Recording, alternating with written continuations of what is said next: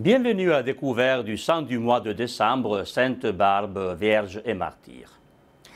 Dans les vies des saints les plus anciens, il n'est pas rare de trouver des éléments légendaires ou rhétoriques qui représentent des sensibilités géographiques et scientifiques bien différentes des nôtres. Parfois même les prénoms de certains saints restent inconnus ou bien sont liés aux vertus qu'ils incarnent, plutôt qu'à la recherche d'une vérité historique, selon les critères actuels. Autrement dit, ignorant le nom propre d'un personnage, dans le passé, on n'hésitait pas à l'appeler selon les caractéristiques qu'il représentait. Voilà par exemple des saints appelés par les fidèles et les biographes Victoire, Innocent, même probablement dévote, etc. Ainsi, selon la légende de Sainte Barbe, quand les chrétiens viennent demander le corps de la jeune martyre, ne voulaient ni utiliser son prénom païen, ni se dévoiler en utilisant son prénom de baptême chrétien.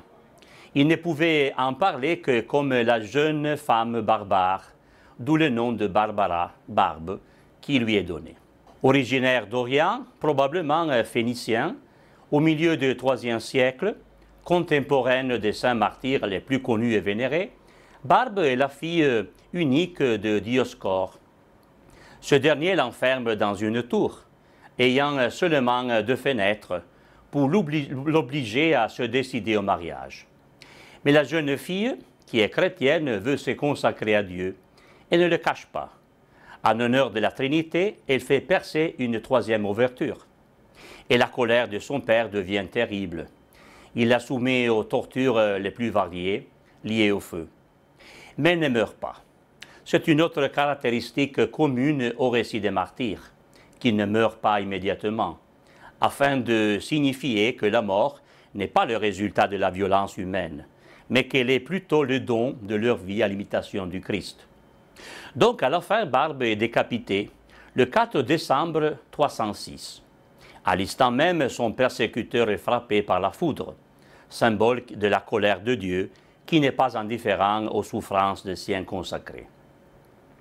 À Monaco, une chapelle dédiée à Sainte Barbe était située non loin du palais princier, documentée à partir du XVIe siècle.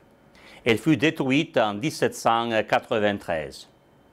Aujourd'hui encore, le corps des sapeurs-pompiers de Monaco l'honore comme sainte patronne, avec la célébration de sa fête et la vénération de son image à l'entrée de la principauté.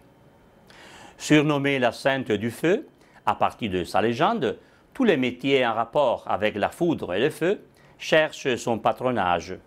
Les pompiers, en effet, mais aussi les mineurs, les artificiers, les salpêtriers, les fondeurs, les chimistes, les canonniers, arquebusiers, artiliers, et Sainte Barbe protège aussi de la mort liée à la foudre et aux explosions.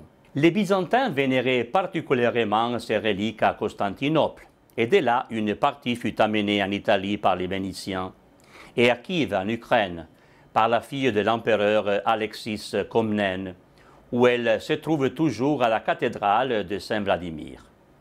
Sainte Barbe est généralement représentée en jeune fille, avec la palme du martyr. Elle peut porter aussi une couronne, le symbole de noblesse ou de victoire sur le mal, un livre ou une hostie, son adhésion à l'Évangile et à l'Eucharistie. Et souvent, à son côté, il y a un tour. Prions.